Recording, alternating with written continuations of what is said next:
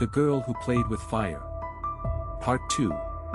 While the police tear Stockholm apart looking for Salander, Blomkvist follows a different trail. He tracks down the journalist Per-Erik Sandström, who wrote one of the key articles in Dag Svensson's Sala file. Sandström is terrified. He's been hiding for days, convinced that whoever killed Dag and Mia will come for him next. He tells Blomkvist what Dag discovered.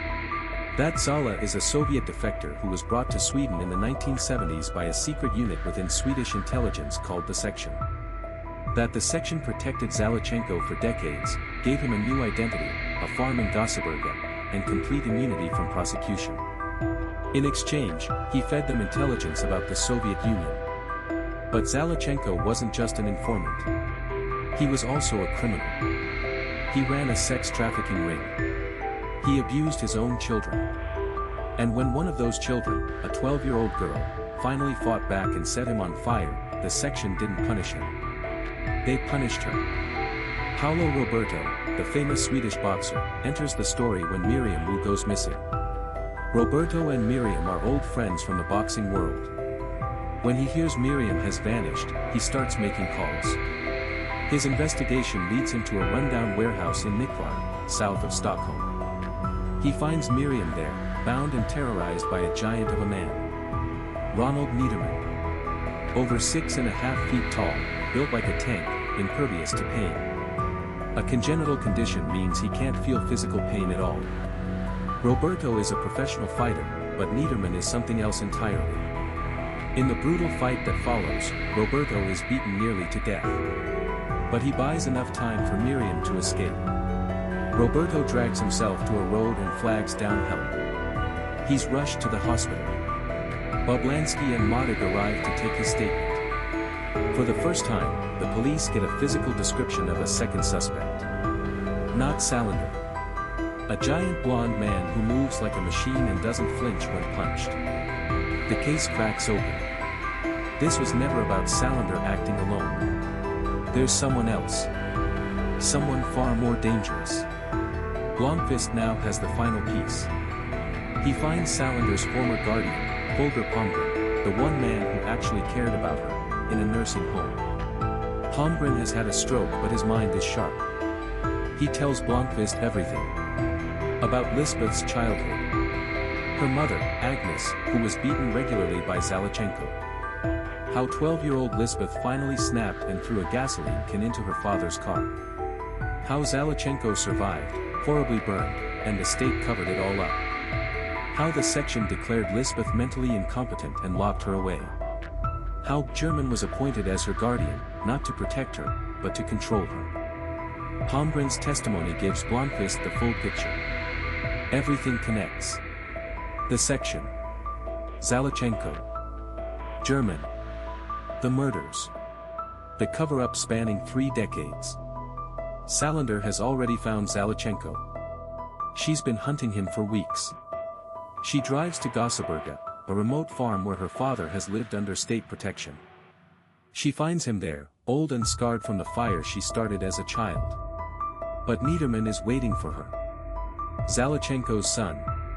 Her half-brother. The giant. The fight is savage. Salander is resourceful, but Niederman is virtually indestructible. He beats her within an inch of her life. Zalachenko, her father, shoots her in the head, the hip, and the shoulder. They bury her in a shallow grave and leave her for dead. They think it's over. It isn't. Salander digs herself out of the ground. Literally. With a broken body and a bullet in her skull, she crawls to the road and manages to flag down a passing car. She's taken to Göteborg Sahlgrenska Hospital. Dr. Jonasson, the surgeon who operates on her, finds the bullet lodged millimeters from her brain. Against all medical odds, she survives. She's in critical condition, under police guard, facing arrest for triple murder the moment she can stand. But she's alive. Blomkvist hears about the shooting in Gothenburg and drives straight to Göteborg. When he walks into Salander's hospital room, she doesn't speak. But she looks at him. For the first time in over a year, she acknowledges him. Something passes between them. Not forgiveness. Not yet. but recognition. Blomqvist sits with her and starts explaining what he knows. About the section.